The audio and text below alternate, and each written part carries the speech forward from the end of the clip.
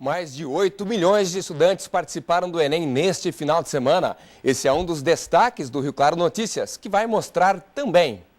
Candidatos passaram por maratona de 2 dias e antes de entrar pelos portões, muito nervosismo. No setor policial, mais de 460 pedras de crack são localizadas com menor pela Rocan. Santa Gertrudes irá multar quem desperdiçar água. Rio Clarense participa de campanha e doa alimentos para o Fundo Social. Teve início no fim de semana a vacinação contra a pólio. E no esporte, jogando em casa, o Rio Claro Basquete perde a segunda partida consecutiva na 7ª edição do NBB. Olá, boa tarde. Nós começamos a semana mostrando a situação dos reservatórios que abastecem Rio Claro.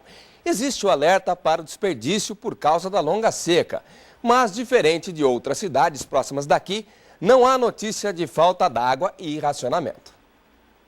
O problema do abastecimento de água ainda preocupa muita gente e causa prejuízos não só na capital paulista, mas também em nossa região. Sim, Santa Gertrudes, Cordeirópolis e Araras, a pior crise hídrica do século, fez com que o racionamento de água tivesse que ser implantado. Em Rio Claro, o problema não trouxe consequências para a população e, de acordo com o DAI, o pior já passou. Com as chuvas que começaram a chegar, nós podemos dizer claramente que Rio Claro passou com méritos por essa crise toda, deu exemplos na região, mostrou à região o trabalho que foi desenvolvido e eu acho que está todo mundo de parabéns. Dados da Defesa Civil apontam que até esta manhã, o volume de chuva no mês de novembro já é de 71,8 milímetros em 10 dias, índice mais de 200% superior a todo o acumulado do mês passado. O controle é diário, a gente faz a verificação diariamente, procura sempre trabalhar, fazer os trabalhos de manutenção com planejamento e cuidado para evitar ao máximo a perda d'água. Ao contrário do que vem sendo apontado como responsável pela crise hídrica em vários locais, em Rio Claro investimentos vêm acontecendo há pelo menos 5 anos para garantir o abastecimento. Ao todo foram mais de 60 milhões de reais investidos na troca de galerias, construção de barragens e também de reservatórios. Nos próximos anos, mais investimentos devem ser feitos pensando no crescimento da cidade. Nós já estamos prevendo aí num espaço médio de uns 10 anos que teremos que ter uma nova estação de tratamento de água que possa atender aquela região de maneira mais que não fique tão distante o sistema. Para deixar a situação um pouco mais tranquila, novembro trouxe chuvas nos primeiros dias do mês. As imagens de satélite mostram a situação das massas de ar que são responsáveis pelas chuvas. No Brasil, apenas as regiões Sudeste e Centro-Oeste foram afetadas pela estiagem. A média para o ano é de 1.450 milímetros e até a presente data a gente está com 600 milímetros só acumulado. Deve chover aí mais uns 300 a 400 milímetros.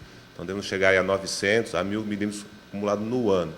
E isso não vai ser suficiente para repor a água que está faltando na região aqui, principalmente os municípios que dependem de represas, de reservatórios. Rio Claro tem uma vantagem um pouquinho melhor, porque é o rio Corumbataí ainda está com uma água suficiente para fornecermos. O regime de chuvas na cidade de Rio Claro ao longo de todo o ano ficou muito abaixo da média. Choveu apenas 50% do esperado, ou seja, 604 milímetros. A expectativa para os próximos meses é maior, porém não deve regularizar o regime hídrico. Em outubro, choveu apenas 25 milímetros, quando o esperado eram 106. Já em novembro, na primeira semana, foram 52,4 milímetros. Mesmo assim, a orientação é para o consumo consciente. A população tem que economizar, não é que começou essas chuvas que o pessoal já pode começar a gastar água, mas tem que economizar, porque essa água, até ela chegar, por exemplo, assim, no lençol freático, que abastece as nascentes do rio, demora ainda algum tempo para essa chegar, porque a terra está muito seca. Então tem que economizar ainda. Mesmo com as chuvas, algumas cidades próximas daqui vivem uma situação diferente. Os reservatórios ainda estão em estado crítico. Por isso, economizar é a saída, mesmo que de forma obrigatória. É o que está fazendo a Prefeitura de Santa Gertrudes. Atitudes como lavar calçadas, lavar carros, gastar água excessivamente receberão punições em Santa Gertrudes. A cidade, de pouco mais de 20 mil habitantes, aplicará notificações e multa aos que desperdiçarem água. Os que forem vistos desperdiçando água terão, na primeira ocorrência, uma notificação, Na segunda, uma multa no valor de R$ 200. Na terceira vez, o valor será de R$ 300. E no caso de 3 notificações ou mais, o valor da punição é de R$ 400. Não adianta ficar multando. Se multar um, não multar o outro, não adianta nada. Então tem de fechar. Sortar o dia certo. Eu concordo sim, que tem muita gente aqui que estraga a água, lavando calçada. No período de janeiro a setembro, choveu apenas 462 milímetros, menos de 50% do normal para o município. A prefeitura pede para que as pessoas tenham consciência de que a água disponível é uma prioridade para saúde, segurança e educação, e que os recursos devem ser usados primeiro para consumo humano, depois para consumo dos animais e posteriormente para as plantas. Além das residências, as empresas também estão sendo cobradas para diminuir o consumo.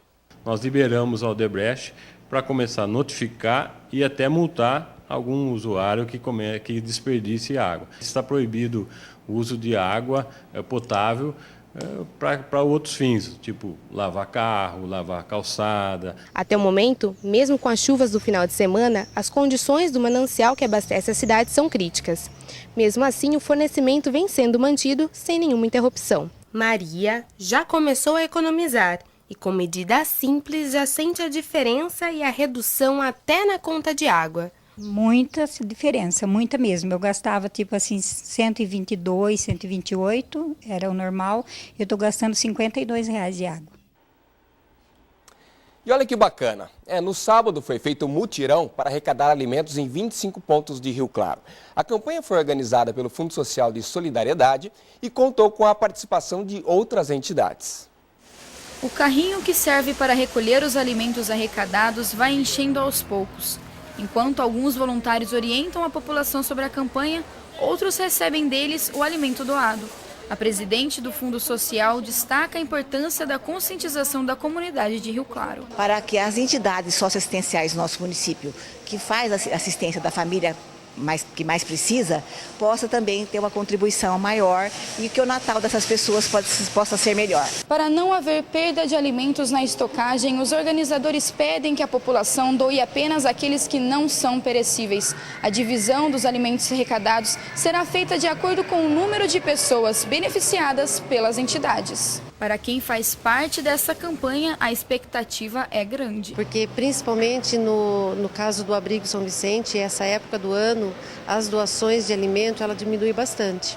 Então esta campanha, essa arrecadação é muito importante para todos nós. Rosana ainda afirma que a campanha de arrecadação só é possível devido ao número de voluntários em participar. 250 pessoas que estão participando durante o dia de hoje, que são os atiradores, os voluntários das entidades e toda a equipe do Fundo Social fazendo a parte de logística. E quem passa por lá não deixa de colaborar. A gente tem que ajudar, né? O pouco que a gente conseguir, né, é melhor para... Tem gente que precisa mais do que a gente, né?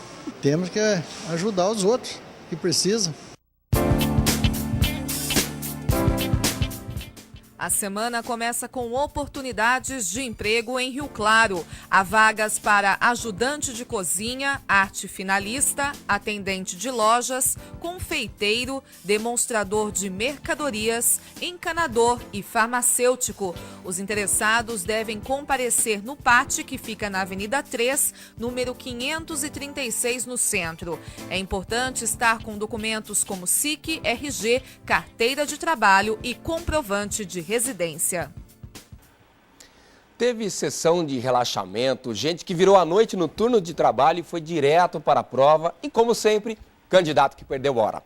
Essas são algumas das histórias do fim de semana do Enem, o Exame Nacional do Ensino Médio, realizado em todo o país. Para muitos, a chance de abrir as portas para o ensino superior.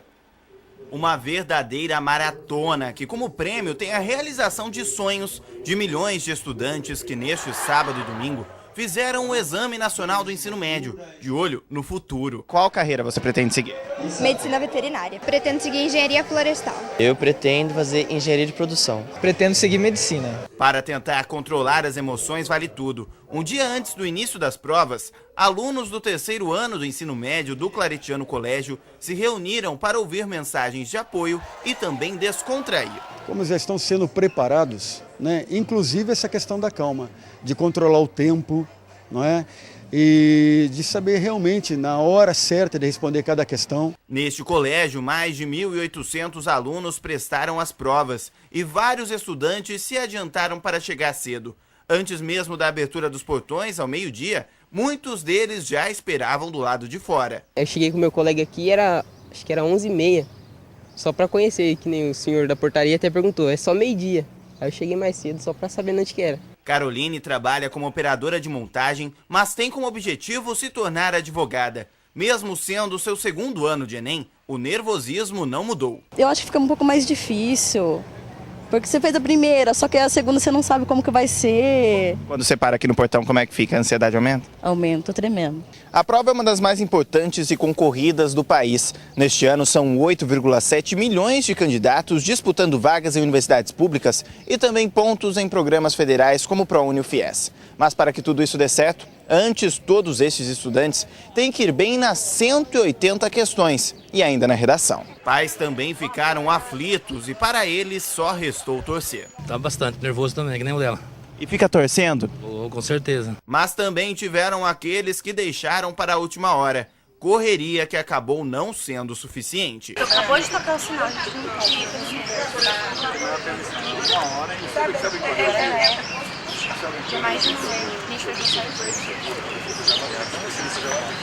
Esse ano não deu, colega? Não deu. O que aconteceu?